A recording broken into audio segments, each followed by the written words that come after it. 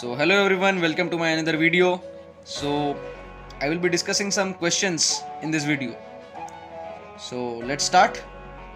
So here question number 1 says that a 34-year-old woman, Gravida 1 Para 1, comes to the clinic due to an inability to breastfeed her baby. But wait a minute, what does this Gravida 1 and Para 1 means? So let's look at these two terms first, then we will come back to this question. So here Gravida means gravidity. And what is gravidity? It simply means the number of times a patient has been pregnant. And what does this word para mean? The word para means parity. That is the number of times a patient has given birth to a viable child. So if the patient is pregnant, it is not 100% sure that she will 100% definitely give birth to a viable child. It is not like that. It is not sure. There is no surety in that case, isn't it? So gravidity means the number of times a patient has been pregnant, but it is not 100% sure that she will definitely give birth to a viable child, isn't it? So gravida means gravidity and para means parity. You already know that, I hope so, isn't it? So let's look at one example. So if a patient is suppose G1P0, what does this mean? So G1 means the patient is Gravida 1, means she has been pregnant for once. But P is 0 means the patient has never given birth. That is, the patient is para 0. So if the patient has been pregnant for once, we will write it as G1, Gravida 1. But if the patient has not given birth to a child even for a single time, we will mark it as P0. So this G1P0 condition is also termed as primigravida. I hope it is clear. Now let's return to our question.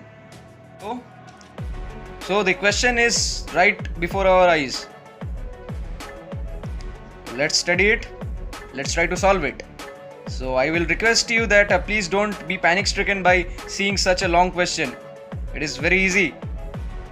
Just break the question into parts and go through it for once. So let's start. A 34-year-old woman, Gravida 1 Para 1, comes to the clinic due to an inability to breastfeed her baby. So what does this Gravida 1 and Para 1 means? We already looked at that point, that Gravida 1 means she has been pregnant for once, and Para 1 means she has given birth to the baby for once. She has given birth to a viable baby.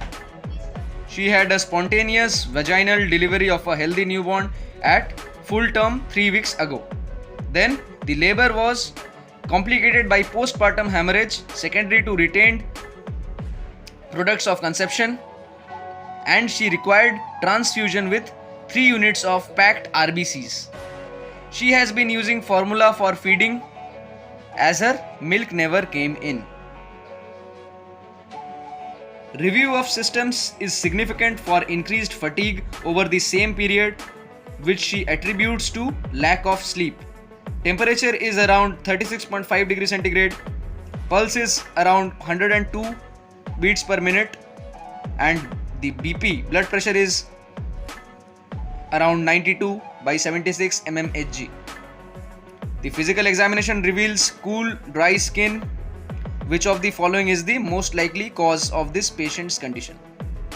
So these are the symptoms mentioned over here in the question, isn't it? That the lady is 34-year-old G1P1 patient who comes to the clinic and is unable to breastfeed her baby, and then the labor was complicated by postpartum hemorrhage and all, isn't it? So I already went through the question. Now let's try to relate it to one concept and then try to solve it. But first of all, let's look at the options which were given as a source of answer. So option A is infarction of hypothalamus, option B is lymphocytic infiltration of the thyroid gland, option C postpartum thyroiditis, and option D necrosis of the anterior pituitary. So one of these 4 is correct. You have to pick it up. Okay, so which one is correct? So let's solve it. So I will give a hint for you. According to my latest video on the SHEEHAN syndrome, we learned about IG flat. What is the meaning of IG flat? I means infarction and necrosis of the anterior pituitary. G means the growth hormone is decreased in this disease. F means FSH, decrement of the FSH hormone. L means decrement of the luteinizing hormone. A means ACTH hormone decrement. And T means TSH hormone decrement. You already know that. I have already uploaded a video on the SHEEHAN syndrome recently. So do check it out. And that's why I have given a hint also in this question. So I think now it will be easier for you to solve. So these hormones are in deficit, means these hormones are decreased due to the infarction and necrosis of the anterior pituitary. So what are these hormones? G for growth hormone, F for FSH, L for LH, A for ACTH and T for TSH. You already know that. I already uploaded the video on SHEEHAN syndrome. These points are already mentioned over there. So now let's try to pick up the symptoms which we can relate with the disease. So it will be easier for us to pick up the correct option. So I have highlighted actually the symptoms one by one, the important symptoms one by one. So let's look at the first one, the inability to breastfeed her baby. The first symptom. Try to relate it for once. Inability to breastfeed her baby and her milk never came in. So she has been using the formula for feeding her baby. So this might be somehow related to prolactin, isn't it? So in case of SHEEHAN syndrome, we already looked at due to infarction and necrosis of the anterior pituitary, it leads to decreased prolactin formation, means finally leading to lactation failure, that is no milk production. I repeat, due to infarction and necrosis of the anterior pituitary, it leads to decreased prolactin formation and hence finally leading to lactation failure, that is no milk production. So we already looked at the point earlier that in SHEEHAN syndrome there is infarction and necrosis of the anterior pituitary. So it becomes physiologically hypertrophic and then it is susceptible to some hypoxic injuries, example like hemorrhage, isn't it? So we have covered these two symptoms. Now the labor was complicated by postpartum hemorrhage.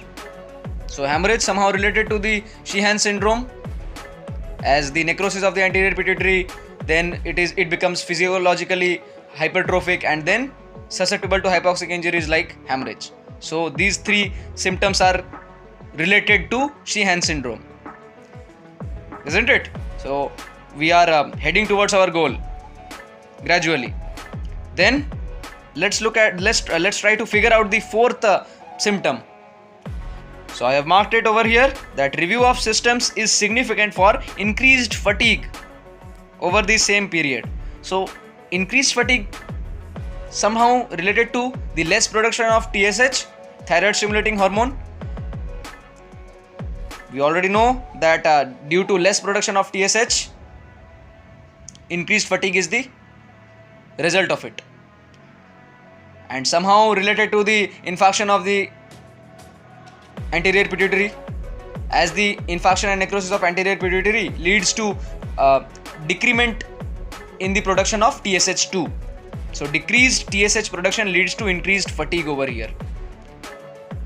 And guess what? We again covered a point on the SHEEHAN syndrome.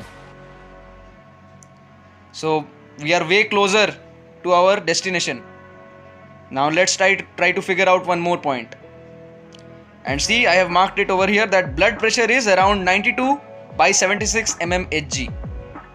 So can you relate that it is showing low blood pressure over here, means hypotension. And we already know that due to less ACTH production, adrenocorticotropin hormone, the blood pressure becomes low, that is hypotension, just like in SHEEHAN syndrome, isn't it? So summing up all the points: inability to breastfeed her baby, she has been using formula for feeding her baby as her milk never come in. Then the labor was complicated by postpartum hemorrhage and increased fatigue. Then the blood pressure is low, that is 92 by 76 mmHg. After going through this case, now we will be able to judge the correct option.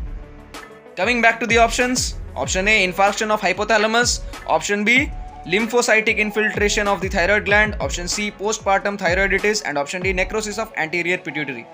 So now you can easily pick up the correct option. So the correct option is option D, necrosis of anterior pituitary, as the whole case is related to the SHEEHAN syndrome.